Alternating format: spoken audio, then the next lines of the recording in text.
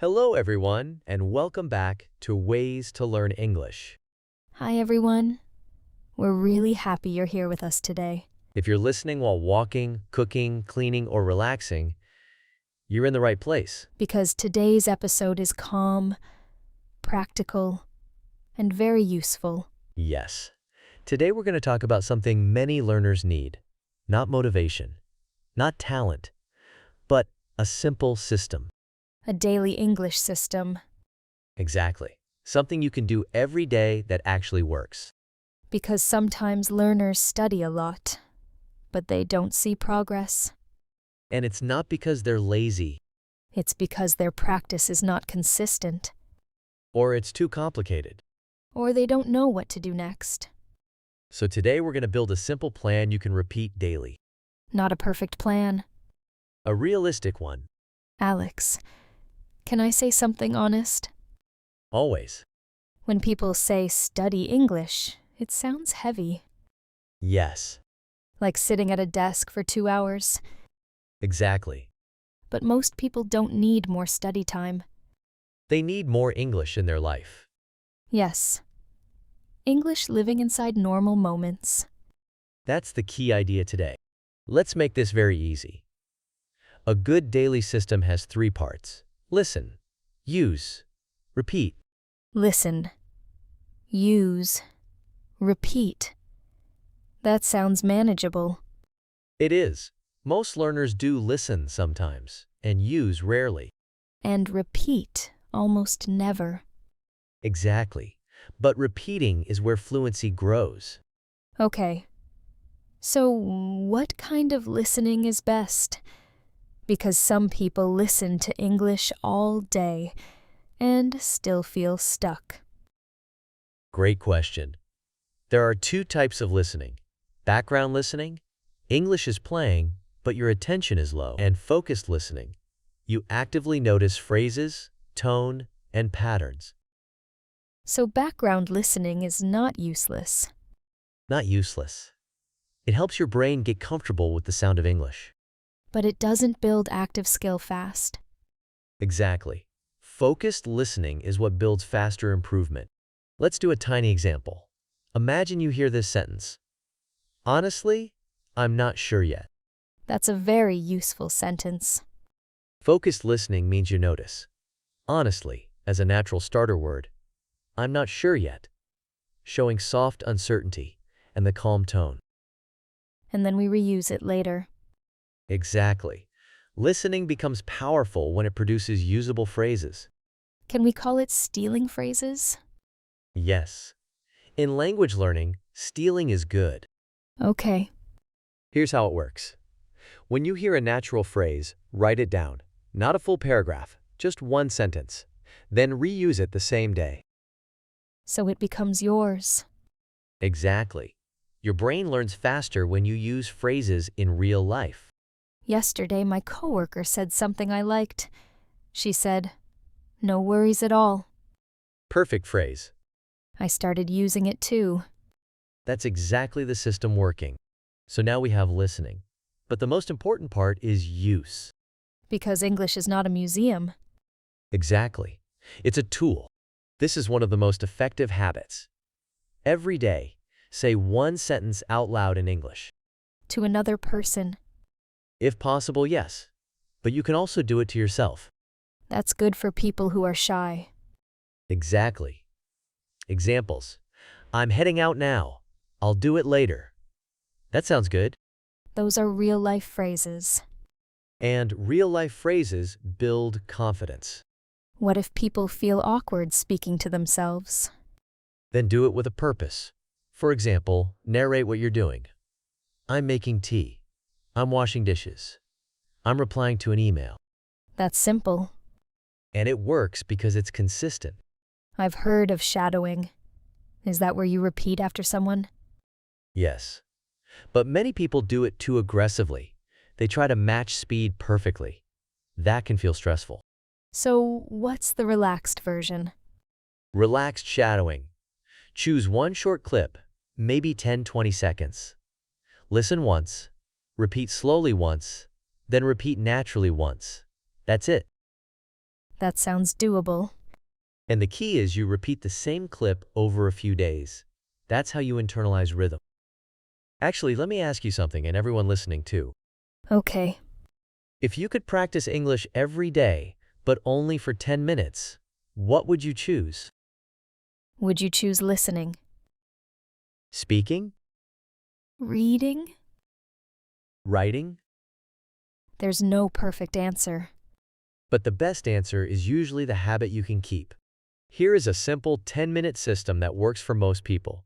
4 minutes listening, 3 minutes repeating or shadowing, and 3 minutes speaking.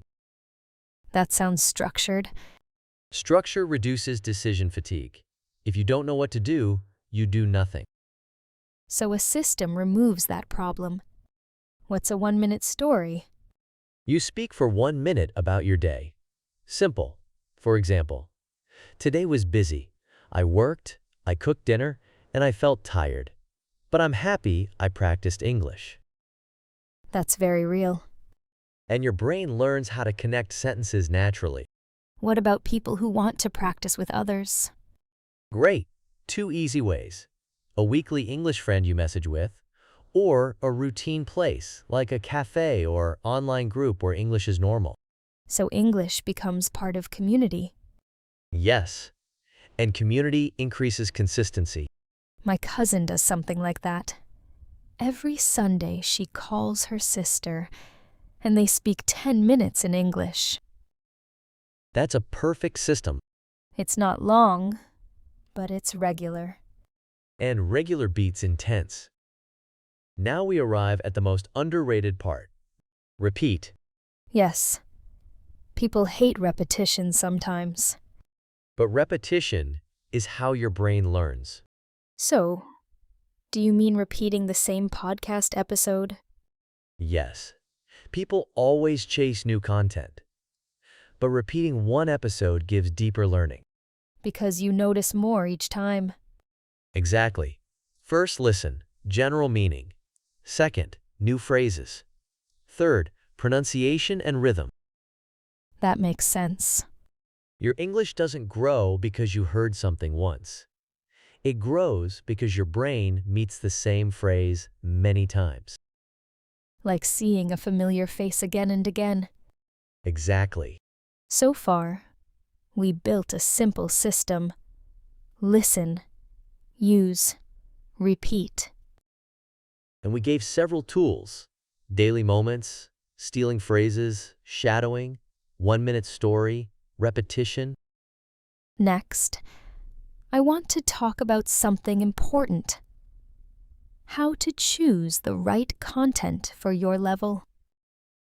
And how to avoid burnout. Because a good system should feel calm, not heavy. So how do you choose the right content for your level? Because this is where many learners get stuck. Yes, they either choose something too easy and get bored, Or too hard and feel overwhelmed. and then they quit. Exactly. So here's a simple rule. You want content where you understand about 70 to 85%. Not 100%. No. If you understand 100%, you're not learning much. If you understand 20%, you're not enjoying it. So 70 to 85% is a sweet spot. Yes, it feels challenging, but possible. And possible is the feeling you need to keep going. How can someone test that? Very simple. Listen for 1 minute. If you can follow the main idea and recognize many common words, it's probably good. And if everything sounds like fast noise? Too hard. Choose easier content. Not because you're weak.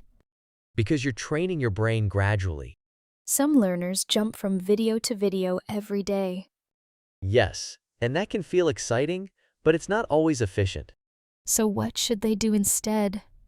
Choose one anchor series, one podcast, one YouTube channel, one style, something consistent. So your brain gets familiar with the voice and rhythm. Exactly. When the voice becomes familiar, your brain uses less energy decoding sound. Then you have more energy for vocabulary and meaning. That actually happened to me. When I first started listening to your voice, Alex, you sounded very fast. I apologize. But after a few episodes, your voice became normal to me. That's exactly what an anchor series does. Now let's talk about burnout. Because the best system is the one you can keep. Burnout happens when people try to do too much. Yes. They study for 2 hours, feel tired, then stop for 2 weeks. The cycle of intensity and guilt. Exactly. So here's a healthier idea. Do the smallest version every day, even on busy days. Like the 10-minute system we talked about. Yes. And on very busy days, do the 3-minute version. 3 minutes still counts? It counts more than 0. And the real goal is not perfect study. The goal is to keep the habit alive. So what would a minimum day look like? Very simple. Listen to one short clip, repeat one sentence, and say one sentence out loud. That's it? Yes. Because consistency builds identity. You become someone who practices English every day. And that identity is powerful. Can I add something? Sure. Sometimes people choose English content that they don't actually like. Yes.